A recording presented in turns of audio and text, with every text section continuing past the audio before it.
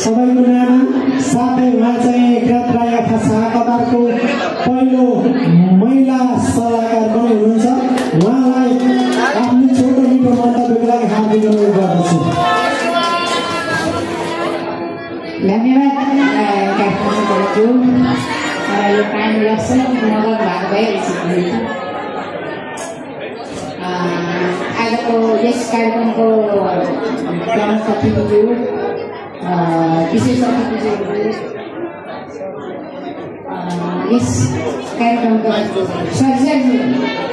यस कार्यक्रमका अध्यक्षज्यू विशेष अतिथिज्यू प्रमुख अतिथिज्यू यहाँ उपस्थित सम्पूर्ण संस्था प्रतिनिधिज्यूहरू यहाँ सबै सेवा सम्मान हो।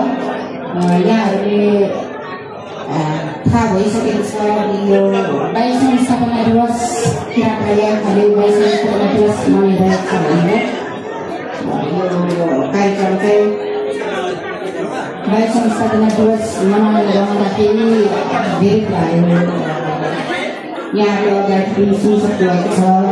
यहाँसँग आइपुग्दाखेरि के के भयो को भन्ने कुरा पूर्व वक्ताहरूबाट सुनिसक्नुभएको छ र यहाँसँग आएको कार्यक्रमले एउटा प्रगति गर्दैछ भन्ने हामीले आशा गरेका छौँ र विगतमा विभिन्न समस्याहरूको सामना गर्दै यहाँसम्म आइपुगे पनि अहिले आएर धेरै मात्रामा समस्यागत भए पनि धेरै मात्रामा सहज भइरहेको छ र यहाँहरू सबैले साथ सहयोग गरिरहनु भएको छ।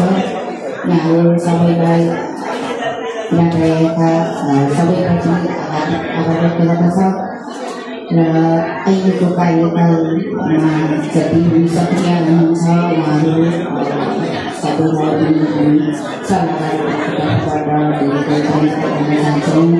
उहाँले अझ थपेर समस्याको अगाडि बढाइरहनु भएको छ र मैले भन्नुपर्ने कुराहरू अझै म आवश्यक ठान्दिनँ। विगत लामो समयदेखि म यहाँ सामान्य परिचित भए पनि म त्यस्तो सक्रिय कुनै कार्यकर्ता होइन र पनि यहाँले सम्मानसाथ मलाई एउटा नाना भनेर चिन्नुहुन्छ। त्यसरी म यहाँ अगाडि बढाउनु आभारी छु। म खास समस्याहरूको कार्यकालदेखि सामान्य परिचित छु संस्थासँग र त्यतिखेरको अवस्थामा भनेको यो संस्थाले किराँत चेलीहरू पाउनमा धेरै समस्या थियो।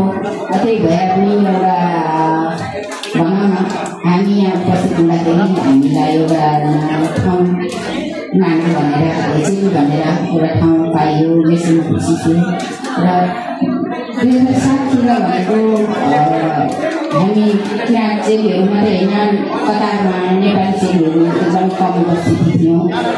अहिले जस्तो थिएनौँ त्यसैले पनि हामी त्यतिखेर किराँत चेलीहरूको अभावमा हाम्रो संस्थाले माइतीहरू स्वयं आफूले एउटा चेलीको वेशभूषा परिधान गरेर साकेला सिबी प्रस्तुत गरेको यहाँ कतिलाई थाहा छ होइन। हाम्रो संस्थापकज्यूहरूलाई थाहा छ, उहाँहरूले प्रकाशै गर्नु भएको छ र नेपाली चेलीहरूकै अभावमा किराँत चेलीहरू त झन् एकदमै कम भएको हुनाले साकेला सिबी समेत प्रस्तुत गर्दाखेरि चेलीको अभावमा माइतीहरूले आफैले चेलीको पहिरन पेरिनु भएको थियो। अझै कुनै यो संस्थामा कार्यक्रमहरू प्रस्तुत गर्दाखेरि हामी किराँती चेलीहरूको अभावमा हामीलाई हाम्रो मित्र तामाङ समाजका रमी मोक्तान, मिना तामाङ, बेली बानियाज्यूहरूले पनि हामीलाई साथ दिनुभएको थियो। किराँती वेशभूषामा यसरी प्रस्तुत कार्यक्रमहरूमा यहाँ हाम्रो स्टेजबाट किराँतको स्टेजबाट उहाँहरूले आफ्नो प्रस्तुति हामीलाई सहयोग गर्नुभएको थियो। उहाँहरूलाई म हृदयदेखि सम्झन चाहन्छु र विगत हाम्रा अग्रजज्यूहरू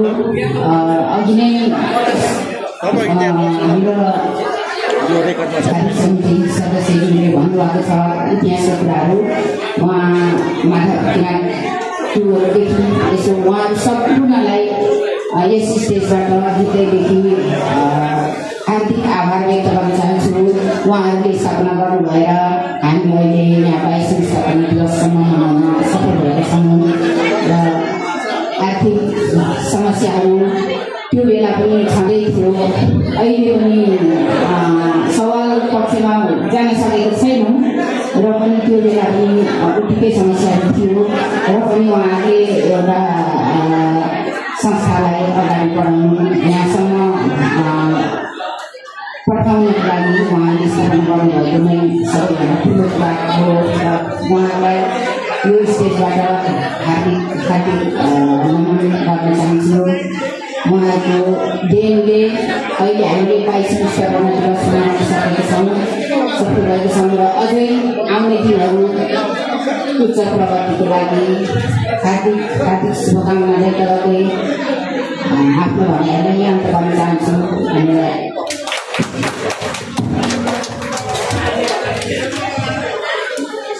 धन्यवाद छ आदरणीय नाना यात्रा भाषा कतरका सल्लाहकार। उहाँले आफ्नो मन्तव्यमा कुनै समय संस्थामा छोरीचेलीहरूको निकै कमी भएको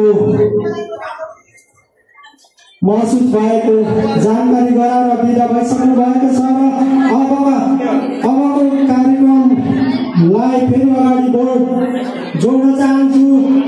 अतिथि आसन ग्रहणको र शेर्पा सङ्घ जोहा कतारका पूर्व अध्यक्ष श्री पेम्बा शेर्पाजीलाई आजको यस कार्यक्रमको विशेष अतिथिको आसन ग्रहण गरिदिनुका लागि हार्दिक अनुरोध गर्दछु।